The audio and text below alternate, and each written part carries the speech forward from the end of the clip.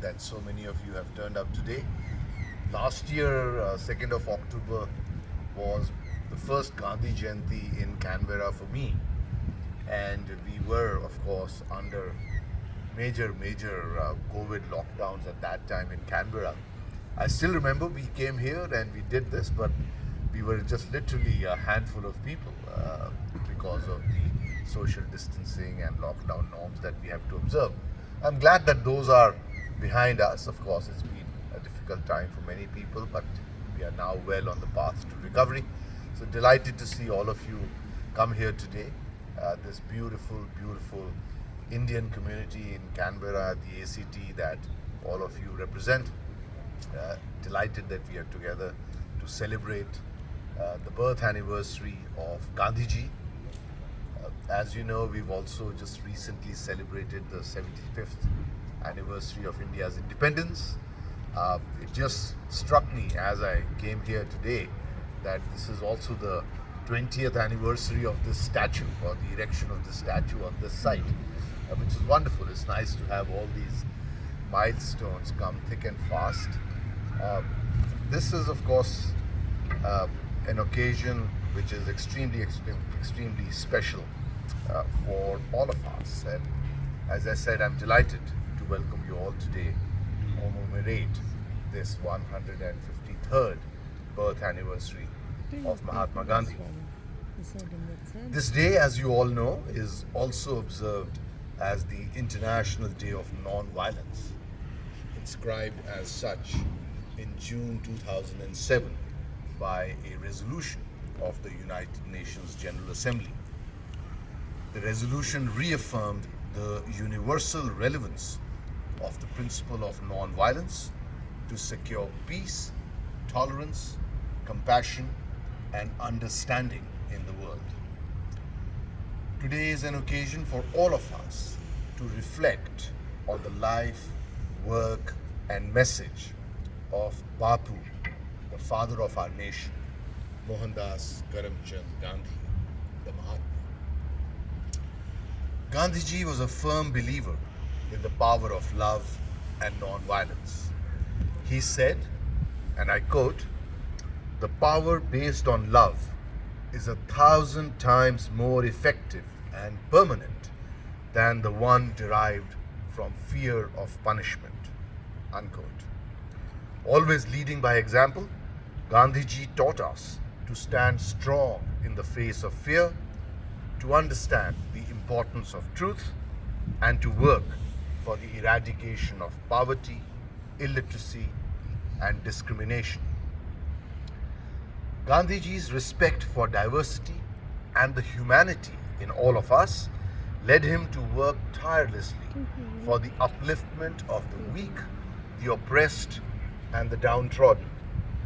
He saw this as a fundamentally integral part of the larger exercise of nation building.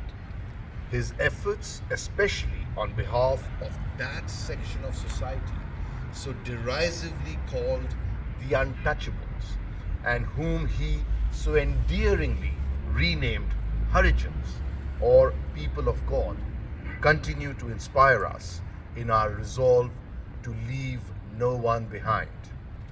That is Antyodaya, to work for the welfare and first help those who languish at the bottom of the pyramid.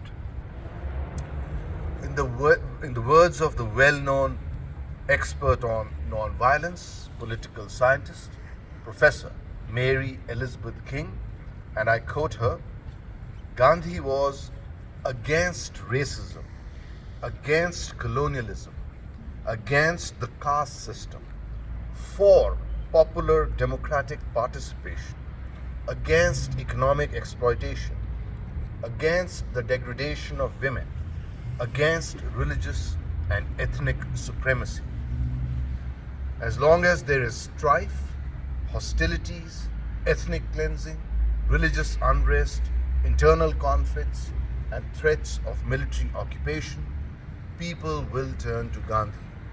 His usefulness will not end unless conflict ceases," unquote. And as we all know, the world still remains far from conflict, hate, intolerance, and inequality. Mahatma Gandhi also saw good in each religion because he realized that the fundamental principles preached by all were the same. To him, these underlying values of truth, service, nonviolence, and brotherhood were far more important than outward symbols, books, or rituals. To him, God had no religion, and intolerance betrayed a lack of faith in one's cause. One of his most famous quotations is, "Yes, I am a Hindu. I am also a Christian, a Muslim, a Buddhist, and a Jew."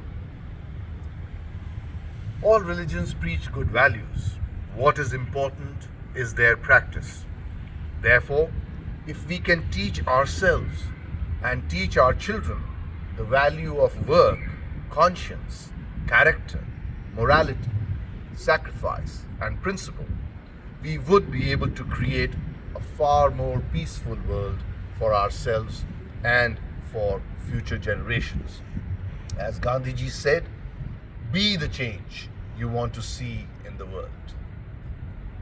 Gandhiji's philosophy is indeed an inspiration for individuals wanting to be agents of change as they strive to make their societies and this world a better place. His teachings are universal in character, in both time and space, and will continue to offer solutions to the challenges faced by humankind. As we celebrate the 75th anniversary of our independence, let us resolve to live by the values and ideals espoused by Mahatma Gandhi, and let us strive to make India the country of his dreams. Thank you. Jai Hind.